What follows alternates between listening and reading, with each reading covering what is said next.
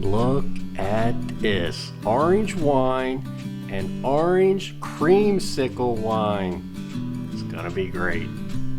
Can we make 3 different kinds of wine in one batch? Yes, I'm gonna show you in this video. Hey, are you alright? They asked me, sitting with a glass of whiskey, eyes glazed over, looking at the skyline. Said, friend, you know I love this city, but sometimes you have to excuse me. I let myself... Welcome back to the channel, How To Done Right. We are making orange wine plus orange creamsicle wine plus orange banana. Don't miss this video, it's all in one batch. Make sure you click that like and subscribe button. And don't forget the notification bell, ding ding. So I got so many ideas on this video. Number one, we're gonna do a 5-gallon batch, but we're gonna turn it into 6 gallons. These are 3-gallon carboys. Make sure you watch how we do that. Plus, we're adding some extracts to get to that orange creamsicle wine. So when do you add your extract to your wine? And we're also going to add some of the wine we already made, and we're going to add it to the orange banana. You don't want to miss these processes. This is what makes it fun. And also make sure when you're using oranges, you want to make sure they're the perfect orange color and ripe. Don't use green. They're just not going to give you the flavor. You want the sweetness from the orange. And the only way to get that is to use ripe oranges. And make sure you check out my video on how to make vanilla extract. It's so easy to do. This one's from September of 2020. This is what we're going to use to make our creamsicle orange wine. All right, let's go over the ingredients you're going to need to get this orange wine started. You need Campden tablets, yeast nutrient, pectic enzyme, wine tannin, acid blend, and of course your yeast. And you're definitely going to need some sugar. We're going to need 11 pounds for this recipe. So let's get our sanitizer mix going. I always use Star San. Make sure you watch my video on that. It shows you how to use this safely. But what we're going to do is I've got a 1/2 ounce measured out in here, and we're going to add that to our bucket, and we're going to add 2.5 gallons of water to this. So we got our 2.5 gallons of water in here. We're going to add our equipment to get it sanitized now. We got some measuring sticks. You know I always like the squirt bottle. We got the airlock to use. And we got our hydrometer. We'll put that in here. And anything that's going to touch your fruit. I got a couple bowls that we're going to use. I'm going to sanitize these. We're going to throw 2 spoons in here to crush our Campden tablets. And you got to have a mesh bag when you're dealing with fruit. It just makes your job a whole lot easier when you're taking it out of your primary bucket. And also I like to put a zip tie in there to seal up the bag. So we're ready to get our sugar dissolved so we can use that to make our wine. Here I got a 10-pound bag and I measured out another pound of sugar. So let's get that cooking and dissolve. Now we're just going to add water. We're going to about double the size of this. We'll take it up as much sugar. We're going to add water, and then we'll get it on the stove and get this dissolved and cooled to room temperature. So we got the heat on here. We're just going to get this sugar water mixed in.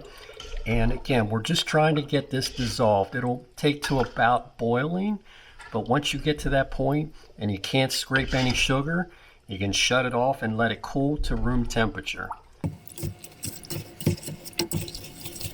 So you can see here, we're getting pretty clear, and most of this sugar is dissolved here. I'm not scraping any sugar on the bottom, and that's what you want.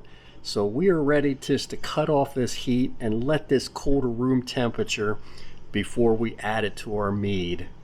So we're going to make a 5-gallon batch of this orange wine. So I got about 20 pounds of oranges. Let's get these peeled and cut up. So here we are. We can start peeling all these oranges. We want to take the rind off because that's just going to make our wine a little bit bitter. So we will peel all these, and then we're going to slice these up. We will chunk them up a little bit just to bring out the flavor. So let's just get all these peeled, and then we'll cut them up. These bodies can take quite a beating. make love and heal broken bones, and keep you just fine until something inside the size of a speck starts to grow. A friend was a month from his wedding. Look at all this oranges. My fingers are killing me, by the way. That was a lot of oranges to peel by yourself. But right now, what we're going to do is we're going to slice these up. I'm going to sanitize my dish. This is what I'm going to put my fresh orange slices in. And again, I sanitized all these dishes, the cutting board, everything. So let's get the slicing. We're just gonna, you can pull them apart here, but we're gonna cut them just about in 1-inch pieces. And that'll be plenty. That'll release a lot of this juice, and that's what we're after here. The wedding was a hell of a party.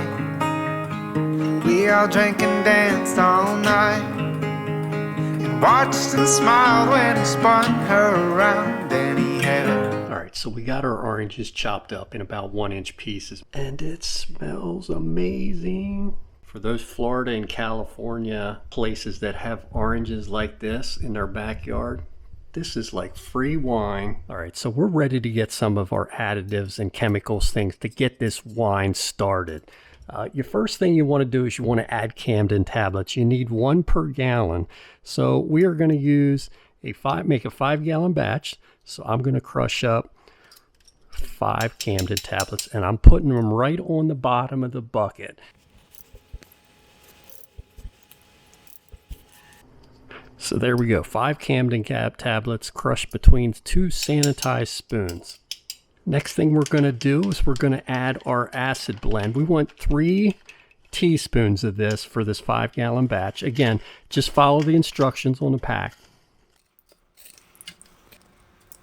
Next thing we're going to add is our yeast nutrient. This will help our yeast get motivated in 24 hours from now. I got to use the 1/2 teaspoon because it's the only one that fits in the bottle. So I'm going to put 8 of these in. Next ingredient, wine tannin. We want 1.5 teaspoons of this. And lastly, 3 teaspoons of pectic enzyme. So now the fun part, we can add these oranges. I'm just going to scoop it in a little at a time. I got my wife helping to hold the bag. That's, again, the trickiest part is you don't want to make sure that bag doesn't fall down in so your fruit gets into the bucket and not in the bag. So I'll do a couple of scoops and then I'll try and dump a little bit of this. One of the subscribers suggested putting a bungee cord around this, which would work perfect, but I'm too lazy to go get one.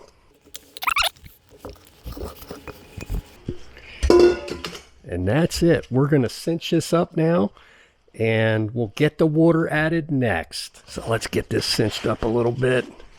Again, the whole reason we're doing this is so none of the pulp can get out of this bag. This is just going to make your job so much easier when it comes to your first racking and getting this into the secondary. And you'll see what I mean. If you watched any of my other videos, I've done this many times. So the next thing we want to do is, you remember we were cooling down that sugar water, our 11 pounds of sugar. So now I'm just going to dump that right in this bucket. And now what we're going to do is we're going to want to take readings on this. I'm going to fill this slowly up with water, and I want to get the potential alcohol somewhere between 10 and probably 14%. That's what I'm going to shoot for. So I'll keep adding water, testing it as you'll see here, and we'll see where the potential is, and then that's when we'll stop putting water in, when we get it to where we want it. So I filled this 5-gallon bucket up to about the 5-gallon mark with extra water besides that sugar water. I'm pretty sure from experience I'm going to have to get it up to this lip or maybe even a little bit higher. But remember, we put the chemicals at the bottom of this, and we added our sugar water and our water. And now I want to do is I want to get this stirred in a little bit. I want to get the chemicals mixed in before I take a hydrometer reading. So you remember, we're using this is a 6-gallon bucket, and there's probably going to be about a gallon of pulp left when we take this out. So we should wind up with about 5 gallons of wine when we get to our secondary stage. And don't be afraid when you see this water turn like a brownish. That's from the wine tannin, that will go away. And we're going to stir this every day until fermentation is complete. I expect this to probably be done in about 7 to 10 days. So what I'm going to do is I'm going to get my sanitized hydrometer and I'm just going to float it in the bucket and see where we're at. And then we'll know if we need to add more water. So let's get to that step. So here's my hydrometer. I'm just going to get the fruit out of the way and just float it in here. Again, I expect this to be very high alcohol content right now because it's not at the water level I'm normally at. But let's just check it. Yeah, the potential alcohol right there is at 30%, way high. So we got to add more water. So we added more water. I'm up to about this line here. I'm going to stir it in and then take another reading. And we'll see where it's at. And we may have to go another inch on this bucket. There won't be much headspace for sure. So we're a little over 20%. We're going to add a little bit more water. So I added more water here, and you can kind of see I got the potential alcohol somewhere between 11 and 12%. I'll show you close up this, and that's exactly where I want this orange wine. Right around 11, 12. That's perfect. What we're going to do now is we're going to get the lid sanitized. We'll get the airlock in. We'll let this sit for 24 hours, and then we'll come back and we'll add the yeast. All right, so it's been exactly 24 hours, and we're going to get this yeast in.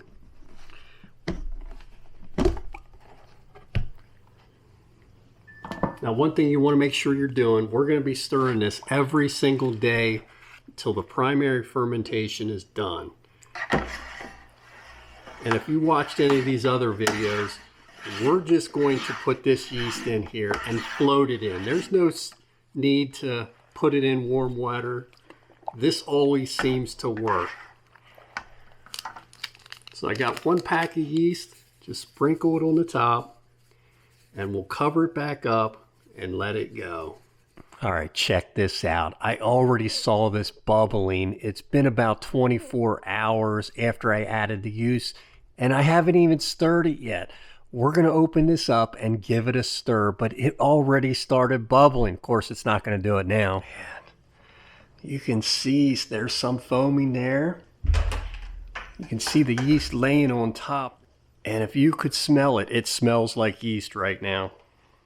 So definitely you want to make sure you're pushing your fruit down each day for this. And we'll stir it every 24 hours until the fermentation stops. I'm not going to show you that whole process, but we'll show you the very end. But I will come in here and stir this every day and make sure the fruit is pushed down in and wet. That is the key. Look at this thing going crazy after 48 hours. Let's open it up and give it a stir.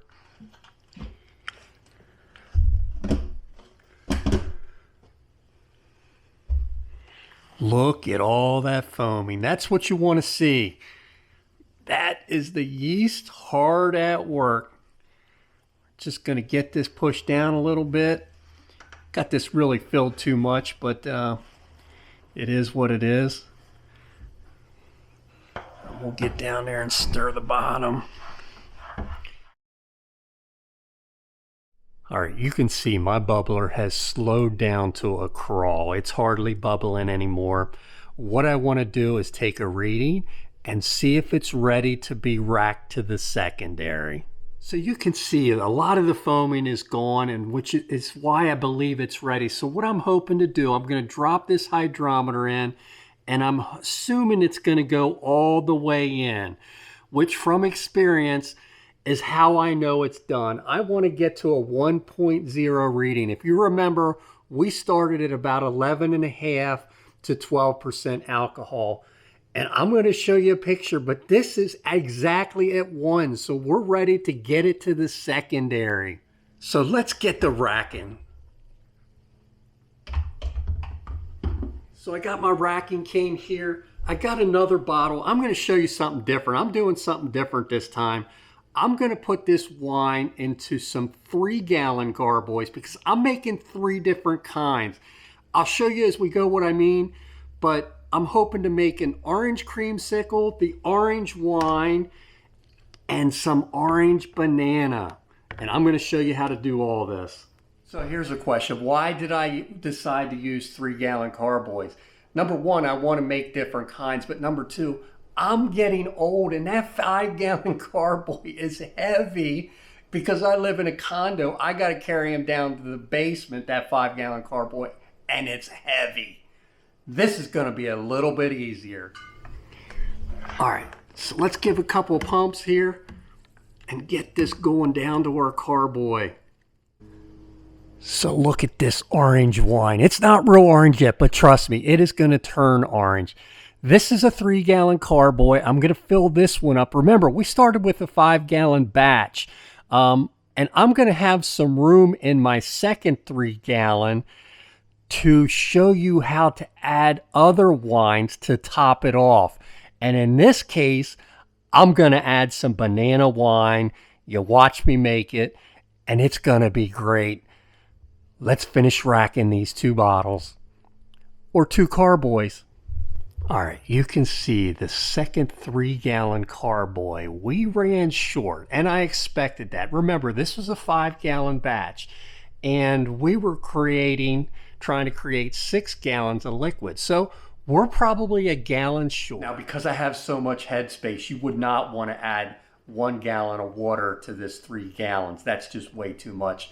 So either put it all in 1 5-gallon carboy, which this would have came out exact, or add a different kind of wine. If you have orange wine you already made, add that. If not, try a different flavor. You never know, you might like it, and that's what I'm doing with this orange banana. So I got my 4 bottles of banana wine. We're gonna start opening this up. What I got here is, this is a dry banana wine. If you have dry, that's what you want to use. But then I have 3 other semi-sweet. Again, we're adding a little sweetener in here as well. Will it start fermentation up? Possibly, but we're going to have it in our secondary anyway. So it can ferment a little bit, and I'm okay with that. So I got our sanitized funnel here, and I got 3 bottles of wines open already, just to see how far this is going to take it. So let's go ahead and add this banana wine. I'm going to try not to get too much oxygen in there, but remember, I'm putting this in and it's forcing oxygen out, so that's okay. Man, if you could smell this banana wine, it smells just like bananas. And that's what makes this hobby fun. I'm making a new creation, orange banana wine. I got my first carboy filled just with orange, which I can't wait to try. And then we're going to have this orange banana. And then there's going to be a third wine that you're going to see in the next video, where we're going to make our creamsicle wine. I can't wait to show you that, and don't miss this second video because it's going to be great. I'm going to open one more and we'll have that, what's left for dinner. I don't like it. I like to get it up to about here if I can.